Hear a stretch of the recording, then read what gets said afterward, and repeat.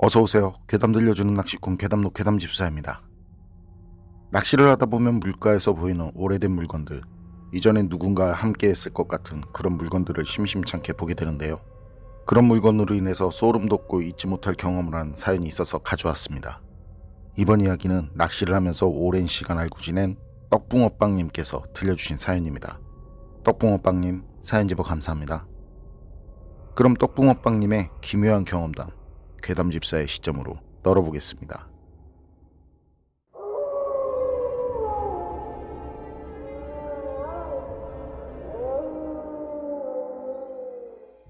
몇 년 전까지 제일 좋아했지만 지금은 절대 가지 않는 곳에서 직접 경험한 경험담입니다.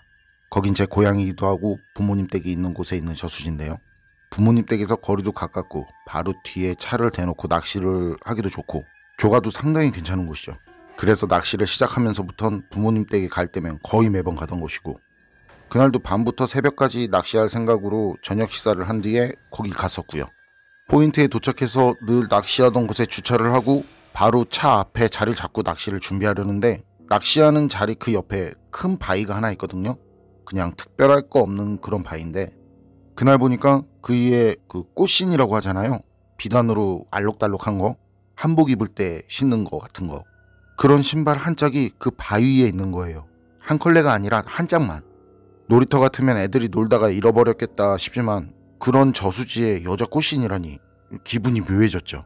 그래서 이렇게 쓱 보니까 그 돌 옆에 물이 들어온 곳에 다른 한 짝이 거기에 떨어져서 물에 빠져 있는 게 보이더라고요.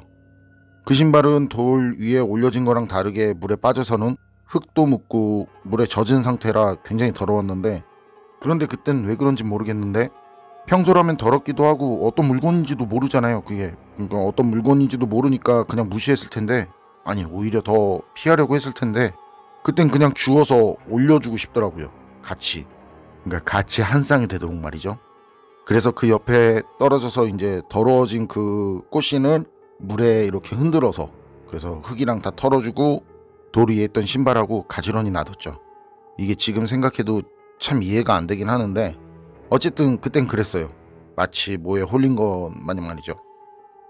그리고 이제 자리를 잡고 낚시를 시작하는데 이상하게 그 신발이 낚시하는 내내 신경이 쓰이는 겁니다.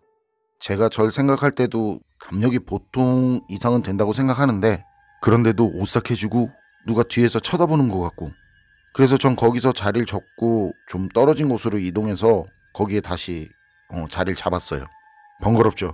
자리 한번 펴기도 시간이 꽤 걸리는데 거기다 찌맞춤도 다시 해야 하고, 근데 영 기분이 찝찝해서 도저히 그 자리에서는 계속 낚시를 못하겠더라고요.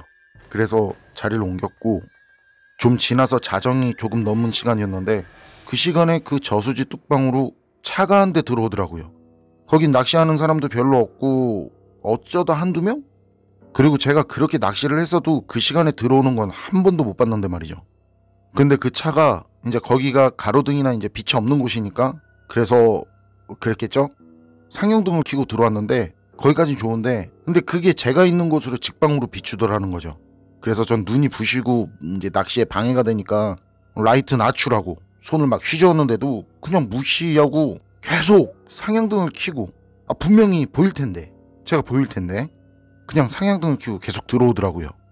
그쯤 되니까 짜증이 나서 낚시고 뭐고 진짜 화가 나더라고요. 뻔히 사람이 앞에 있는데 상향등이라니. 그리고 그렇게 들어와서는 제가 전에 낚시하던 또 그 자리에 주차를 하대요. 그래서 전 잘됐다 싶어서 채비 올리고 그 차가 있는 곳으로 갔는데요. 그런데 가보니까 차가 상향등을 켠 게 아니더라고요. 이 승합차였는데, 승합차다 보니까 이제 높이가 있다 보니까 상향등을 켜고 온 것처럼 그렇게 보였던 거더라고요. 그래도 그렇지, 이게 사람이 있는데 그렇게 하다가 거기 라이트 끄면 진짜 아무것도 안 보이거든요. 뚝방 옆으로는 바로 저수지라 자칫 잘못하면 이제 저수지로 구를 수도 있고요. 그런 이성적인 생각이 닿으니까 저도 좀 마음이 가라앉더라고요. 그런데 거기 사람들 그 새벽에 뭘 하는지 우르르 와서는 저수지 물 쪽으로 서서는 우는 사람도 있고 손바닥을 막 비비면서, 그게 좀 희한하기도 하고 궁금하기도 하고, 그래서 그냥 뒤에서 조용히 그런 광경을 보고 있는데 물이 좀 물가에 가까이 있던 그 한 사람이 갑자기 거친 말을 하더라고요. 전 처음엔 그게 저한테 하는 말인 줄 몰라서, 그리고 그러니까 더 신기해서 그래서 그 사람을 뚫어지게 쳐다보는데 그때 그 남자가 제 쪽으로 다가오더니 좀 더 거칠게 말을 하는 거예요. 저한테. 처음 보는데 반말에 거칠게. 그 남자는 검은색처럼 보일 정도로 아주 진한 남색 한복에 허리엔 붉은색 띠를 하고 있었는데요. 그냥 봐도 그냥 평범한 사람 같진 않았어요. 그래서 이 남자 무당이구나 이렇게 이제 속으로 생각하는데, 그런데 그건 그렇고 처음 보는데 다짜고짜 반말에 이제 말을 거칠게 하고 그러니까 이 기분이 진짜 좋지 않더라고요. 전 뚝방에서 그냥 조용히 숨소리조차 죽이고 본 게 단데, 그래서 저도 그 남자한테 강하게 나갔죠. 근데 속으론 계속 웃음이 나오는 게, 그 어두운 남색 옷에 붉은 끈을 이제 허리에 찬 남자, 그 남자가 남자는 남잔데 확실히 남자 맞는데 그거 뭐냐, 억지로 애써서 여자 목소리 흉내를 내는데 그 굉장히 부자연스러운, 그리고 머리에 그 붉은 거 뭐냐, 그 여자들 머리에 그 주먹만하게 올리는 거 같은 거 쪽두리라고 하나요? 하여튼 그런 걸 머리에 올리고 있더라고요. 그런데 그 모습이 그게 꼭 멸치대가리에 고추장 찍은 거랑 비슷하더라는 거죠. 그래서 그런 상황에서도 저도 겉으로는 강하게 나오고 있었지만 속으로는 진짜 웃겨서 좀 참기 힘들었던 기억도 있는데, 어쨌든 저도 물러나는 거 없이 강하게 나오니까 눈이 뒤집힐 정도로 눈에 힘을 주고 그 큰 소리 치던 그 남자가 눈빛이 촉촉하고 순하게 변하면서 남자 목소리로 차분하게 말을 하더라고요. 접신이 안 된다고. 저 때문에 접신이 안 된다고. 그러곤 그 남자는 뒤로 돌아서 가만히 가더니만 다시 저한테 왔는데요. 그 남자 손엔 아까 제가 올려놓은 꽃신이 들려있더라고요. 그리고 그걸 저한테 보여주면서 이거 혹시 만졌냐고, 만진 게 당신 맞냐고 그러는 거예요. 그래서 전 뭐 꿀릴 것도 없으니까 그렇다고, 길게 뭐 어쩌고 저쩌고 말할 것도 없이 그렇다고 그랬죠. 그랬더니 그 남자는 바로 한숨을 푹 쉬었는데, 그렇게 남자가 한숨을 쉬니까 그때 주변에 있던 사람 중 한 아주머니가 그 남자를 선생님이라고 부르더라고요. 이제 선생님이라고 부르면서 선생님 혹시 뭐가 잘못됐냐고. 거기 있던 사람들도 그런 아줌마 말을 들으면서 그 남자를 쳐다봤고요. 그런데 한숨을 몇 번 쉰 남자가 절 보면서 천주교인 맞지 그러더라고요. 또 반말을 하는 거예요. 그래서 왜 반말하시냐고. 응? 내가 천주교인이든 뭐든 왜 반말하시냐고. 그리고 나 천주교 맞다고. 뭐 무슨 문제 있냐고. 저도 화가 나더라고요. 또 반말하고 그러니까. 근데 그땐 저도 좀 살짝 그런 게, 처음 본 사람이, 저에 대해서 아무것도 모르는 사람이, 그런 사람이 제 종교를 아니까 그게 좀 그렇더라고요. 용암무당은 종교를 알아본다는 걸 이제 성당 다니면서 듣긴 했었는데, 그렇게 제 앞에서 직접 그렇게 얘기를 하니까 전 밖으로 볼 때 천주교인으로 보일 그 어떤 것도 지니지 않았었는데 말이죠. 그땐 저도 그게 좀 희한하더라고요. 그렇다고 뭐 그게 무섭거나 그런 건 아니고요. 어쨌든 제가 그렇다고 그게 뭐 무슨 문제 있냐고, 응? 제가 그렇다고 그렇게 일단 말을 하니까 그 남자가 조용히 말을 하더라고요. 이번에는 또 이제 말 좋게 왔다리 갔다리 하던데, 그 꽃신 임자가 물에 빠져서 이제 죽어서 혼을 달래려는데 제가 있어서 그게 힘들다고 그러더라고요. 그러니까 자리를 좀 피해달라고 말이죠. 그리고 그 신발이 물에 떠 있었는지 가라앉아 있었는지 그걸 물어보더라고요. 그래서 기억나지 않는다고 내가 꼭 말해야 하냐고 또 얘기를 했죠. 솔직히 처음부터 반말에 그 말투가 그래서 기분이 많이 상해있던 터라 퉁명스럽게 말을 했는데, 그런데 그 남자가 그런 절 흘낏 보더니만 제가 그 꽃신을 닦고 바위 위에 올린 게 맘에 걸린다고, 그러면서 멀찌감치 제가 낚시하던 자리를 또 흘낏 보더니만 오늘은 그냥 돌아가는 게 좋을 것 같다는 말을 하는 겁니다. 그때 주변 사람들도 웅성웅성거리고 말이죠. 뭐라 하는데 알아들을 수 없는 자기들끼리 이제 웅성거리는. 그래서 전 그때 그 남자랑 거기 사람들 한번 훑어보고는 남일 걱정하지 말라고, 그리고 다짜고짜 반말부터 하지 말라고, 응? 당신 처음 보는 사람한테 그렇게 반말하지 말라고, 그런 말을 하고는 그냥 휙 돌아가지고 다시 낚시하던 자리로 갔고요.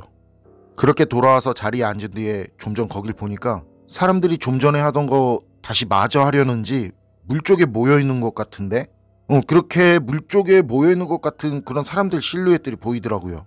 그런데 그 남자 말이랑 그 사람들 수군거리던 소리랑 하여튼 그런 게 떠올라서 그들은 기분이 클린하지가 않은 거예요. 그냥 그렇게 찝찝한 상태로, 그런 기분 상태로 시간이 좀 지났는데, 그동안 입질도 한 번 없고 낚시도 안 되고 이상한 일만 생기고 참 일진 참 그렇네 하고 있는데, 그때 뒤쪽에서 누가 쳐다보는 느낌이랄까요? 처음엔 아까 그 검은 옷 입은 사람인가 하는 생각이 들더라고요. 그만큼 누군가가 쳐다보고 있다는 느낌이 정확하게 느껴졌어요. 뭐 나한테 할 말이 더 있어서 그런가 하고 말이죠. 그래서 빠르게 고개를 돌려서 뒤를 봤는데 아무도 없는. 그럼 그렇지 그냥 기분이겠거니 하고 다시 앞을 보는데 또 누가 다시 절 뚫어져라 쳐다보는 느낌. 그래서 전 담배 한 대 물고는 그냥 헛웃음을 날렸는데, 그런데 그때 바로 오른쪽 귓가 뒤에서 여자가 흐느끼면서 우는 듯한 그런 소리가 들리는 거예요. 그땐 저도 화들짝 놀라서는 빠르게 일어나면서 뒤를 봤는데 또 그렇게 보니까 거긴 아무도 없고, 그래서 다시 앉아서 진짜 이상한 일이다 하고 있는데 이번엔 의자 아래, 그러니까 제 다리랑 다리 사이에 뭔가 있는 것 같은, 아니 뭔가가 아래서 절 쳐다보는 것 같은 그런 기분이 들더라고요. 그래서 아래를 보니까 얼굴이 퍼런 어떤 여자가 피눈물을 흘리면서 절 뚫어져라 쳐다보고 있더라고요. 그땐 비명도 나오지 않을 정도로 진짜 적잖게 놀랐는데, 그래서 바로 일어나면서 뒤로 빠졌는데, 빠르게 빠졌는데 그 여자 얼굴이 제 얼굴에 바짝 붙어서 거리가 생기지 않더라고요. 마치 제가 그 여자를 안고 있는 것처럼 말이죠. 그땐 그냥 뭐라 그럴까? 말로 표현은 안 되는데 고개가 위로 올라가면서 한숨만 나오는 그런 심정. 답답하기도 하고 머리가 뻣뻣해지고 심장박동이 빨라지는 게 그냥 느껴지더라고요. 그런데 그때 그 얼굴 퍼렇고 피눈물 흘리는 여자가 빠르게 제 오른쪽 귀 쪽으로 얼굴을 대더니 귀에 대고 속삭이듯이 갖고 싶었는데 그럴 수 없겠네. 어떤 감정도 억양도 없는 듯한 그런 목소리로 그런 말을 하더라고요. 그리고는 여잔 그 말을 남기고는 진짜 순식간에 바로 사라졌는데요. 그리고 전 이게 뭔가 싶어서 숨부터 고르고 주변을 봤는데 주변이 온통 검은색이었어요. 그냥 새까만. 그러면서 나 지금 꿈을 꾸고 있구나 그런 생각이 들더라고요. 그런 생각이 들었고, 그리고 의식적으로 일어나야겠다고 생각을 하고 잠을 깨고 일어났고요. 그리고 그 뒤로는 진짜 기분이 깨림직해져서 낚시하기가 싫어지더라고요. 아니 못하겠더라고요. 역시나 클린하지 못한 그런 기분. 그리고 아까 사람들이 있던 곳을 보니까 다들 갔는지 거긴 아무도 없고, 거기가 평소에도 사람이 없는 곳이긴 한데 그땐 이상하게 더 오싹하고 한기가 돌더라는 거죠. 그래서 그날은 이상하리만큼 기분도 그렇고 이상한 꿈도 꾼 뒤라서 진짜 더는 못하겠다 싶어서 자리를 졌고 그냥 들어가자 하고는 짐들 챙겨서 차로 갔는데요. 그때 제 눈앞에 신발이 보이는 거예요. 처음 왔을 때 본 그 꽃신이 차 뒷바퀴 옆에 가지런히 놓여있더라고요. 그게 의도야 어쨌든 그걸 봤을 땐 처음엔 황당했는데 바로 헛웃음만 나오대요. 진짜 세상에 별별 사람 다 있다더만 진짜 그땐 무슨 할 말이 생각나지 않더라고요. 그게 귀신이 갖다 놨겠어요 그게? 그 사람들 참 하면서 말이죠. 어쨌든 전 그런 거 신경 써봐야 제 손해라고 생각하고 그냥 신경 쓰지 않기로 하고 그 자리에서 나오는데, 그렇게 저수지 뚝방으로 차를 몰고 나오는데 뚝방길 오른쪽으로 바닥에 뭔가 보이더라고요. 그리고 점점 가까워질수록 그게 신발처럼 보이더라는 거죠. 그리고 가까워지면서 보니까 좀 전에 본 그 꽃신인지는 모르겠지만 확실히 꽃신 한 쌍인 건 맞았어요. 근데 좀 전에 본 꽃신이라면 진짜 이상하잖아요. 이게 말이 안 되는 거잖아요. 출발할 때 본 꽃신이 차보다 먼저 앞질러서 거기에 있다? 이건 말이 안 되는 거죠. 그리고 암만 라이트를 켜고 가는 중이지만 그렇게 바닥에, 그것도 가운데가 아닌 물가 쪽으로 이렇게 바깥쪽에 바닥에 있는 신발이 나 좀 보란 듯이 눈에 확 들어온다는 게, 그래서 그때는 진짜 무조건 쳐다보면 안 될 것 같은 그런 기분에 전 그걸 애써 무시하고 그냥 지나쳤는데요. 희한한 게 그렇게 겁이 나면서도 궁금한 생각이 들더라는 거죠. 그래서 곁눈질로 오른쪽 사이드 미러를 봤는데 그 신발이 있던 자리, 그 자리에 뭔가가 서 있는 것처럼 흐릿하지만 진짜 뭔가 있는 것 같은 그런 실루엣이 보이는 거예요. 그땐 뭐 머리부터 허벅지까지 닭살이 올라오는 게 그냥 느껴지는데 그냥 머리카락이 쭈뼛쭈뼛 서고 심장이 막 덜컹거리고 말이죠. 하여튼 온몸에 털이란 털들이 꼿꼿하게 일어서는 게 그게 느껴지더라고요. 그래서 전 막 입 밖으로 기도를 하면서 거기서 나왔는데요. 나오면서도 보진 않았지만 그 뭔가가 막 따라오는 것 같고 앞에서 갑자기 꿈에서 본 그 여자가 다시 튀어나올 것 같더라고요. 그리고 이런 기분은 거기 저수지에서 나온 뒤에 집에 가는 내내 든 건 물론이고 집에서 올라와서도 거의 몇 달은 계속 생각이 났었는데요. 지금은 그래도 그때 일이 떠올라도 겁이 나거나 하진 않는데 그 뒤론 가지 않고 있고요. 아니 못 가겠더라고요. 어쨌든 그때 그 일은 그게 제 착각이었든 뭐였든 아님 진짜 귀신이었든 간에 몇 년이 지난 지금까지도 쉽게 잊혀지지 않는 그런 소름 돋는 경험이었습니다. 떡붕어빵님 사연은 여기까지인데요. 진짜 불빛 하나 없는 저수지는 그 자체만으로도 충분히 오싹한데 그런 곳에서 꽃신과 관련된 소름 돋는 경험이라 밖에서 사연을 알 수 없는 물건을 가져온다거나 아무거나 만지지 말라는 말이 떠오르는 그런 사연이었는데요. 그럴까요? 정말 물건엔 사람의 영혼이 깃들 수 있는 것일까요? 그래서 그때 그 꽃신엔 어떤 누군가의 영혼이 깃들어 있던 것일까요? 여러분 생각은 어떠세요? 판단은 여러분께 맡기겠습니다. 어서오세요. 괴담 들려주는 낚시꾼 괴담노 괴담집사입니다. 단팬님들 그런 말 아시죠? 귀신은 귀신 얘기를 하면 온다라든지 귀신은 귀신 얘기하면 자기 얘기하는 줄 알고 곁에 달라붙는다 라든지. 그런데 혹시 말이죠, 사람들이 귀신 얘기 좀 했으면 해서 귀신이 귀신 얘기를 하게 만든다는 그런 얘긴 들어보셨나요? 이번 이야기는 장철님께서 보내주신 사연입니다. 장철님 사연 제보 감사합니다. 그럼 장철님의 기묘한 경험담 괴담집사의 시점으로 떨어보겠습니다.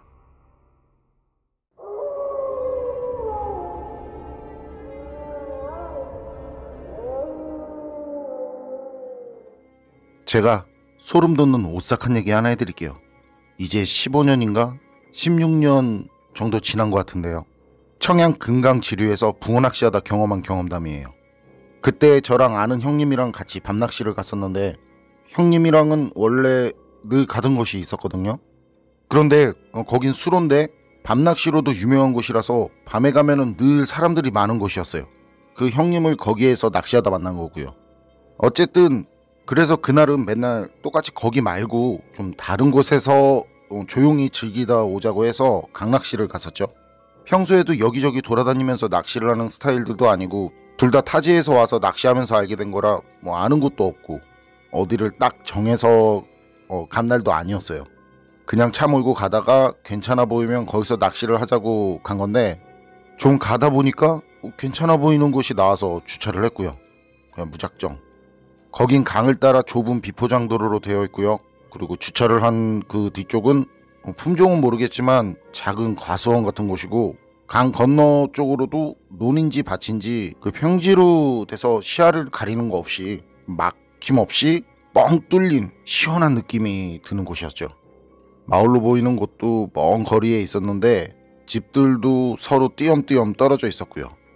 주차를 한 곳에서 강가를 보니까 마침 또 괜찮은 자리가 보였는데요. 거리는 한 10m 정도? 그런데 거기까진 그냥 내려가면 어떻게든 내려가긴 한데 낚시 가방 메고 선체로 걸어서 내려가지는 못하는 그 정도 경사? 그 경사 정도. 좀 경사가 진 곳이었어요. 그래서 우린 강 옆으로 난 좁은 길을 따라서 조금 돌아서 가야 했는데 돌아서 간다고 해도 먼 거리는 아니었고요. 거기까지 가는 길도 풀이랑 이렇게 정리가 잘 돼서 불편할 것도 없었어요. 그리고 혹시 모르니까 이제 낚시를 하면서도 차를 볼 수 있도록 주차를 한 그 아래까지 가서 자리를 잡았고요. 자리를 잡고 낚시를 하려고 찌를 맞추는데 수심이 생각보다 꽤 깊더라고요. 바로 앞은 메다 좀 이제 넘다가 바로 급경사로 이제 수심이 깊어지는 구조. 그런데 앞쪽에 살짝 황색 기운이 도는 게 수중 언덕이 있지 싶더라고요. 그리고 거기랑 우리 사이에 이제 물골이 있는 또 그런 곳이 원래 낚시가 잘 되니까 은근히 기대감도 생기고 말이죠. 그런데 그때부터였는데 좀 이상한 기분이 들더라고요. 물을 쳐다보면 쳐다볼수록 물이 겁난다고 할까요? 찌맞춤을 하려고 물을 보고 있으니까 좀 쎄한 느낌이 든다고 할까? 바라볼수록 날 당기는 그런 느낌이 든다고 할까요? 여튼 좀 이상하다 싶었어요. 물을 오래 바라봐서 이제 울렁거리는 그런 느낌이랑은 완전 차원이 다른. 그런데 그때 형님도 자리를 잡으면서 그런 말을 하더라는 거죠. 여기 느낌이 좀 쎄하다고. 몸까지 으슬으슬해지고. 그때 저도 웃으면서 이제 저도 그렇다고 느낌이 좀 이상하다고 했었는데 그리고는 잠시 뒤에 형님이 안 되겠는지 그냥 가자고 하는 거예요. 진짜 기분 이상하다고. 근데 그때 대 접으면 마땅히 갈 곳도 없고 뭐 집 아니면 전에 낚시하는 그 수로뿐이었거든요. 앞서 말한 것처럼 저희 둘 다 여기저기 돌아다니면서 뭐 낚시하는 스타일이 아니라서 아는 곳이 없었던 거죠. 수로는 그때 가면 낚시할 수 있는 곳엔 이미 사람들이 다 들어앉았을 거고 말이죠. 그래서 전 뭔 일 있겠냐 싶어서 그냥 거기서 하는 게 어떻겠냐고 그렇게 말을 해서 거기서 계속 낚시를 하게 됐는데, 다행히 낚시를 하다 보니까 수로에서 할 때보다 입질이 잘 들어오더라고요. 그래서 시간이 지나면서 자연스럽게 저랑 형님은 괜한 걱정을 했다면서, 이렇게 낚시가 잘 되는데 그냥 갔으면 어쩔 뻔했냐면서 말이죠. 그런 말들을 주고 받았었는데요. 시간이 지나고 어둑어둑해지면서 입질이 들어오질 않는 겁니다. 좀 전까지 줄기차게 이어지던 그런 입질들이었는데 말이죠. 그리고 그때가 평균적으로 입질이 더 들어오기 시작할 시간인데 이상하게 입질이 들어오질 않더라고요. 그래도 저랑 형님은 이제 낚시라는 게 딱 정해진 게 없고 뭐 정석이라는 것도 없다는 그런 얘기를 하면서 그런 것도 낚시 묘미 아니겠냐면서 이런저런 잡담을 이어갔는데요. 그러다 다시 잠시 조용해지고 형님이 자기야 그 물가를 바라보면서 조용히 얘기하더라고요. 어려서 낚시 갔다가 귀신을 봤다면서 말이죠. 그러니까 절 쳐다본다거나 아니면 저한테 귀신 얘기를 해줄까? 이런 것도 없이 그냥 물가를 바라보면서 갑자기 꺼낸 귀신 얘기인 거죠. 그 얘긴 이래요. 어려서 그 형님 살던 곳이 강에서 옆으로 빠져나온 그런 가지천이었는데 거기가 늪지 비슷하게 조성된 곳이었다네요. 거긴 당시에 낚시하는 사람들도 외지인은 정말 거의 없고 거의 동네 아저씨들이 낮엔 밭일하고 밤에 모여서들 낚시하는 그런 곳이었다는데, 낚시도 낚시지만 밤에 술도 한잔하는 그런 모임 장소, 그런 모임 장소로 더 인기가 많은 곳이었다더라고요. 형님 아버지도 낚시랑 술을 무지 좋아하신 분이라 형님도 어려서부터 아버지를 따라다니면서 낚시를 배운 건데 거의 대부분 술판이었다고 하네요. 그래서 낮에 가면 어쩌다 한두 명 동네 아저씨들이 낚시를 하고 있었고요. 그러다 나중에 집에서도 가찾고 하니까 아버지 없이 낮에 혼자서도 다니고 했었는데, 그때 나이가 중학교 갓 입학했을 거라고 하는데요. 낮에 낚시를 갔는데 늘 보이는 아저씨들이 몇 명 있었고, 그리고 다른 사람들도 여럿이 한 곳에 모여서는 시끌시끌했다네요. 그리고 뭔가 하고 갔더니 형님을 잘 아는 아저씨 중 한 명이 오지 말라고 그냥 돌아가라고 하더라는 거죠. 그때 그 상황이 어떤 상황인지 대충 눈치채고 몸을 돌리려는데 그때 사람들 사이로 누워있는 사람이 보이더래요. 형님은 그거 보는데 겁이 난다거나 뭐 그렇진 않았고요. 무서운 거랑은 좀 다른데 기분 나쁜 느낌? 그냥 기분이 나쁘다는 그런 느낌만 좀 들었다고 하더라고요. 그리고 바로 집으로 가서 이제 어머니랑 아버지한테 말씀을 드렸고요. 그런데 그때 상황이 말이죠. 형님이 집에 가서 얘기하기 전에 형님 어머니가 잠깐 낮잠을 자다가 이상한 꿈을 꿨다면서 아버지한테 얘기하고, 그러니까 그날은 밤에 나가지 않으면 안 되겠냐고 그렇게 말을 하던 터였는데, 그때 형님 어머니가 꾼 그 꿈 얘기가 말이죠. 어머니가 밤에 그 낚시하는 자리를 쓱 지나가는데 꿈속에서요, 어떤 하얀 원피스를 입은 여자가 물가에 쭈그리고 앉아서 물속에 손을 놓고 막 물을 휘젓고 있더랍니다. 그래서 뭐하나 하고 한참을 보고 있는데 여자가 그때 형님 어머니 쪽으로 고개를 돌려서 아줌마 내 눈알 좀 찾아줘요 그러더라는 거죠. 그걸 형님 아버지한테 얘기하면서 그날 밤엔 낚시 가지 말라고 말이죠. 어머니가 그런 말을 하고 있는데 형님이 와서 사체가 나왔다고 하니까 아버지도 그런 일이 있었냐면서 그러셨고요. 그런데 형님 아버님은 완전 시골 상남자 스타일이셨고요. 뭐 그런 말 좀 들었다고 안 나가실 그럴 분이 아니셨다고 하더라고요. 그렇게 어머니가 말렸는데도 기어코 그날도 낚시를 나갔다고 하는 거죠. 그런데 평소라면 들어올 시간이 지났는데도 아버지가 오지 않더래요. 그래서 어머니가 이제 걱정이 되니까 형님한테 같이 좀 가보자고 그렇게 해서 갔더니 물가에는 아버지도 없고 다른 사람들도 보이지 않고 아무도 없었고요. 어머니 형님한테 네 아버지 어디 간 거냐면서 그렇게 말씀하시다가 마을 청년들 이제 모이는 그런 모임방이 있었다는데 그 모임방에 가보자고. 그래서 그 모임방에 갔는데 거기 가니까 아버지랑 아저씨들이랑 그리고 동네 삼촌들이랑 거기서 술을 마시고 있었다더라고요. 그리고 거기 있던 사람들이 어머니를 보더니 이제 와서 자리에 앉으라고, 그 형님 아버지도 좀 놀란 것 같고 거기 아저씨들도 좀 놀란 것 같았고요. 그러니까 형님 아버지는 사람들한테 낮에 사체가 나왔냐면서 형님이 낮에 한 얘기랑 그리고 형님 어머니가 이제 한 그 꿈 얘기를 했다는데, 꿈 얘기를 들은 사람들은 그냥 뭐 다 기겁을 했다고 하더라고요. 그때 나온 사체가 말이죠. 원피스를 입은 여자였는데 눈알이 없었다는 거예요. 양쪽 다. 형님 어머니 꿈에 나온 것처럼. 그리고 사망한 지 한참 지나서 부패가 엄청 심했고요. 사유에 어떻게 된 건진 모르지만 한참을 그 주변 물속에 있었다나 봐요. 그러다 거기서 낚시하던 사람 낚싯바늘에 걸려서 그렇게 올라온 거고 말이죠. 그게 왜 그때까지 올라오지 않다가 낚싯바늘에 올라왔냐면서 그때 아저씨들이 그거 갖고 이제 한참을 얘기했었다는데, 그러면서 사람들이 어떻게 그런 걸 알 리 없는 그 형님 어머니가 꿈에서 이제 눈알이 없는 여자가 물가에서 그 눈알 찾는 꿈을 꿨냐면서 진짜 신기하다고들 그것도 한참을 얘기했고 말이죠. 그런데 그때 얘기가 끝나갈 때쯤 형님 얘기에 이제 몰입이 돼서는 넋을 놓고 듣고 있는데, 저희 등 뒤, 그러니까 차를 세워둔 그 위쪽에서 할아버지 목소리가 들려왔어요. 처음엔 뭐라 하시는지 하나도 안 들려서 뭐라고 하시는 거냐고 다시 물어봤는데요. 할아버지가 그 시체 올린 자리에서 뭐 하는 거냐고 귀타니까 어여 올라오라고 하더라고요. 우린 그 말 듣고 이제 주변을 봤더니 그제야 보이는 게 말이죠. 걸어서 들어온 곳부터 우리가 자리 잡은 곳까지는 그 높은 풀이 없는데 그 반대쪽으로는 풀들이 다 이렇게 높게 자라있는 게 보이더라고요. 진짜 그땐 무슨 귀신에 혼인 것 마냥 그제야 그게 눈에 이렇게 들어왔어요. 그리고 그때 형님이 자리 정리하고 이제 빨리 가자고, 그래서 대접고 정리하는데 진짜 1분도 안 걸린 것 같은데요. 그리고 그걸 짊어지고 이제 낑낑거리면서 그 뒤 경사진 곳, 그곳으로 바로 올라가서 차 트렁크 열고 짐을 넣는데, 그때 옆에 있던 그 영감님이 거기가 어제 여자 시체 올린 데라고, 괜히 그런 데서 자리하다가는 귀탄다면서 이런저런 말씀을 하시더라고요. 그리고 영감님은 우리 옆에 서서는 그 강 쪽을 보면서 다른 여러 가지 말들을 그냥 혼잣말처럼 했는데요. 죽은 것도 그럴 텐데 눈이 없어가지고 어찌 갈 길이나 가려나 하는 그런 말이 귀에 들어오더라고요. 그런데 영감님이 그 얘기를 했을 땐 트렁크에 그 짐 정리하던 형님도 놀라서는 영감님, 그 여자 눈이 없었냐고, 혹시 위아래 하나로 된 긴 치마 아니었냐고 그렇게 영감님 쪽으로 돌아서서 물어보는 거예요. 세상 진지하게. 그랬더니 영감님도 그렇다고, 그런데 그걸 어떻게 하냐고. 몸도 옷도 많이 상해 있었는데 위아래 긴 치마였다고 하더라고요. 형님은 그 말 듣고는 이제 저보고 빨리 가자고. 저도 영감님 얘기 듣고 형님이 한 얘기가 생각나서 많이 놀랐었고요. 그래서 영감님한테 인사하고 우리 이제 거기서 급하게 나왔는데요. 전 뭔 일인가 싶어서 아무 말도 하지 않고 그냥 있는데 형님이 그러대요.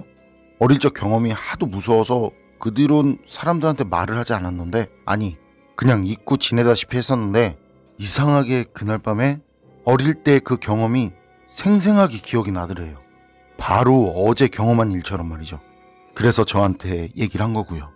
그런데 그때 거기서 올린 여자 사체가 자기가 경험했던 거랑 비슷하니까 엄청 겁이 났다고 하더라고요. 그리고 그 뒤론 형님도 그거 관련해서 얘기하지 않았고 저도 더 이상 묻거나 하진 않았는데, 형님이 거기서 나오면서 연실 사이드미러랑 룸미러를 보면서 그 운전하는 내내 진짜 불편한 모습을 보였는데, 그런 모습을 보니까 그때 형님이 꽤나 놀랐었나 보다 하는 그런 생각이 들더라고요.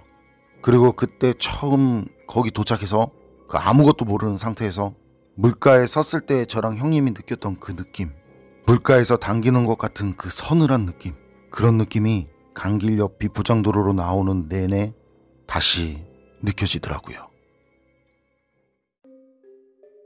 장철님 사연은 여기까지인데요. 제 경우에도 그런 곳이 있긴 했어요. 그냥 아무 이유 없이 물을 보는 자체만으로도 좀 오싹한 기분이 드는, 그런데 그런 곳에서 비슷한 복장에 비슷한 상태로 올라온 사체라 바로 몇 시간 전 익사한 사체를 수습한 자리라고만 해도 오싹할 텐데 그렇게 둘의 경우가 비슷하다니. 그런데 말이죠, 그때 그 영감님은 그 늦은 시간에 왜 거기까지 나온 거였을까요? 마을이나 집들은 멀리 떨어진 거리에 있고 안 좋은 일이 있던 자리인데 영감님은 무슨 일로 그런 장소를 그 밤에 혼자 나왔던 걸까요? 여러분 생각은 어떠세요? 판단은 여러분께 맡기겠습니다. 안녕하세요. 괴담 들려주는 낚시꾼 괴담로 괴담집사입니다. 이번 이야기는 부바천이님 고향 김천에 오봉저수지라는 곳이 있는데, 부바천이님 친구분도 그렇고 그곳에서 귀신을 봤다는 사람들과 목격담들이 많다고 하셔서 혹시나 하고 주변 낚시하는 분들께 물어봤는데요. 그곳에서 낚시하다 이상한 걸 경험한 분이 둘 있더군요. 그것도 둘이 같이 가서 말이죠. 그래서 김천 오봉저수지 맞냐고 하니까 맞다고 합니다. 아니지 그게 아니고요. 처음엔 어디 오봉지 그러시는 거예요. 우리나라의 오봉지가 한둘이 아니라면서 말이죠. 그러면서 김천 말하는 건가 그러시더라고요. 그래서 저도 거기서 한 번 더 놀랐었고요. 이번 이야기는 부바천이님 정보 제공으로 알게 된 김천 오봉저수지, 그리고 그곳에서 기묘한 경험을 한 저보다 더 나이 많은 아저씨 낚시꾼들의 경험담, 괴담집사의 시점으로 떨어보겠습니다.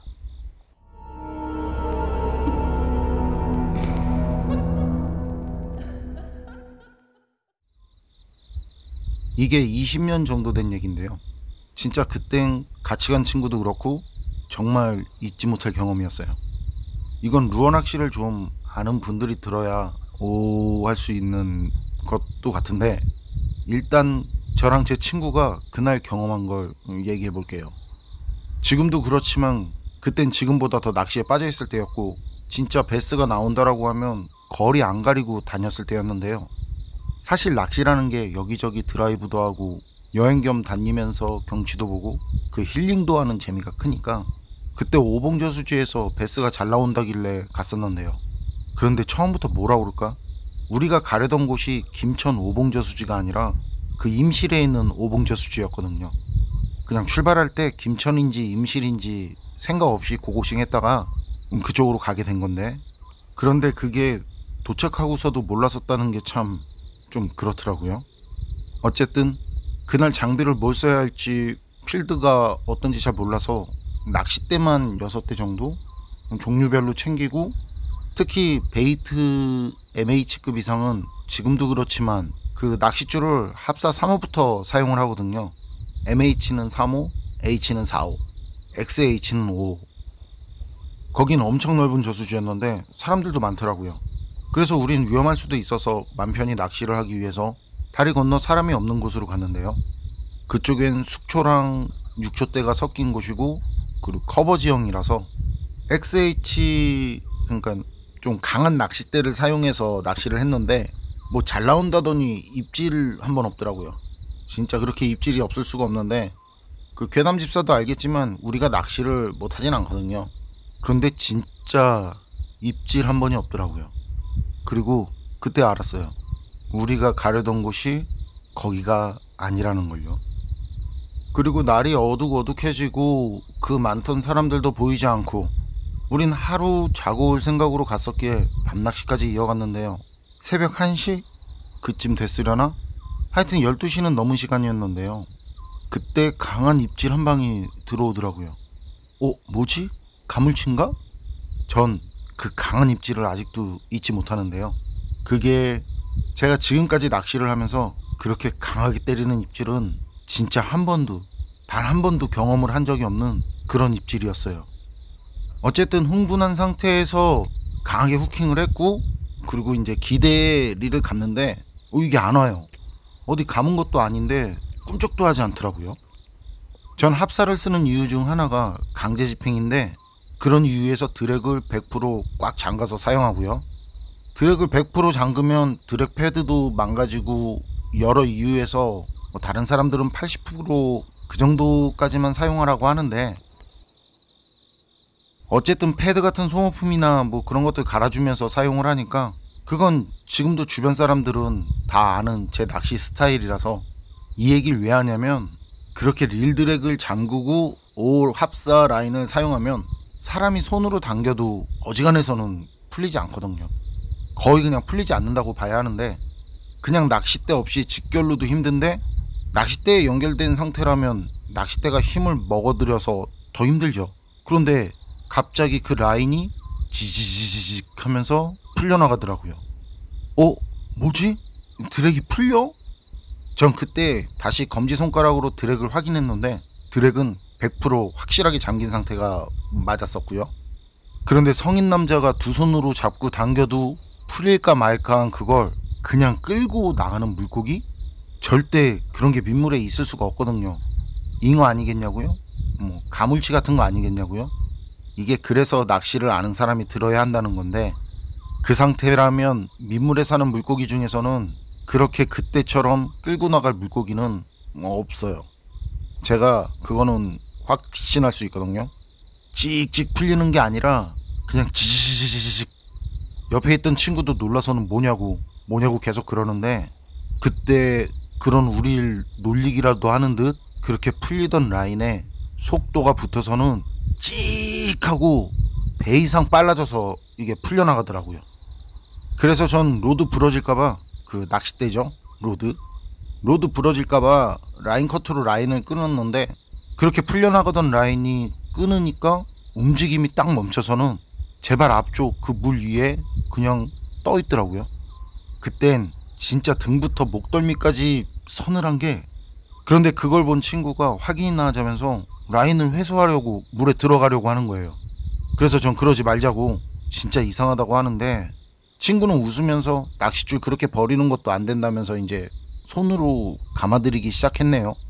그런데 친구가 이상하다고 그러는 거예요. 이게 이상한 게 낚싯줄에 무게감이 없다고 하는 거죠. 뭐가 달려있으면 무게감이 있어야 하는데 손으로 감아들이는데 수초나 육초에 감긴 것도 없고 그냥 훌렁훌렁 아무 저항 없이 감기더라고요. 그래서 우린 낚싯줄 끊는 거랑 그 동시에 물었던 게 뭐든지 간에 그게 빠졌나 보다 하고 했었거든요.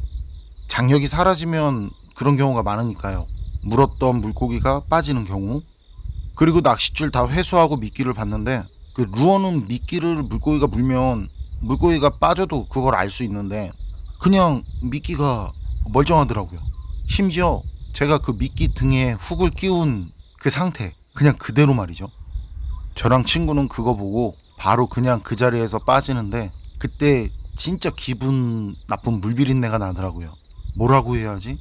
그 낚시하는 분들은 그거 아시죠? 죽은 물고기가 물 위에 떠서 그 근처에 있으면 나는 그런 냄새. 그냥 물비린내가 아닌 그런 냄새. 그런데 그런 냄새가 계속 뒤따라오는 것처럼, 그러니까 특정 구역에서만 나면 그 근처에 물고기가 죽어있나 보다 하겠는데, 그게 그 냄새는 거기서 빠져나가는 우릴 계속 따라오더라고요. 그걸 저만 맡은 게 아니라 제 친구도 맡았고요. 너도 냄새나지? 그리고 그게 그때 바람이 앞쪽에서 불어왔었거든요. 진짜 미치겠더라고요. 이건 직접 경험하지 않으면 진짜. 우리는 그때 들은 얘기가 있어서 그때 진짜 뒤도 안 보고 서로 나란히 거길 빠른 걸음으로 나가려는데, 그런데 뭔가가 뒤에서 따라오듯이 계속 뒤에서 같이 움직이는 듯 그렇게 그 역겹게 비린 냄새가 따라오더라고요. 그리고 앞쪽에서 불던 바람은 확실히 느낄 정도로 더 강하게 부는데, 그 정도 되니까 걷질 못하겠더라고요. 진짜 온몸에 소름이 돋아서는 진짜 온몸에서 식은땀이 막 줄줄 흐르는데, 근데 그때 친구가 제 손을 꽉 잡는 거예요. 그리고 뛰자고. 그래서 우린 서로 쳐다본 뒤에 차까지 냅다 달려갔는데요. 그렇게 달려가는데도 그 기분 나쁜 냄새는 같이 달리는 것 마냥 계속 뒤쪽에서 풍겨오더라고요. 그리고 우린 가방이랑 장비 차에 던지다시피 하고 냅다 거기서 나왔고요. 거기서 나올 때도 진짜 길도 어둡고 집도 하나 없고 진짜 시겁했는데요. 진짜 괴담집사가 물어본 것처럼 귀신을 봤다거나 귀신 소리를 들은 건 아니었는데, 우린 그 낚싯줄 풀려나간 거랑 멀쩡한 미끼, 그리고 우리를 뒤따라오던 그 냄새, 그건 진짜 사람 미치게 하는 경험이었어요. 다시는 경험하고 싶지 않은. 두 분의 경험담은 여기까지인데요. 낚시할 때 상황에 대해서는 그 낚시를 모르시는 분들은 이해 차이에서 오싹함이 잘 전해지지 않을 수도 있지만, 리를 다루는 낚시를 하는 분들은 아실 겁니다. 민물 낚시에서 그 상황이, 그래서 낚시 상황에 대해서는 접어두고, 바람이 앞쪽에서 부는데 물고기 썩는 듯한 기분 나쁜 비린내가 뒤쪽에서 계속 따라오듯이 날 수 있는 걸까요? 그냥 특정 구간을 지날 때 나는 것도 아니고 달리는데도 따라오듯이 뒤에서? 판단은 여러분께 맡기겠습니다. 괴담록 오늘 이야기는 여기까지입니다. 그럼 저는 다음에 또 다른 사연으로 찾아뵙겠습니다. 늘 건강하시고 평온하세요. 감사합니다.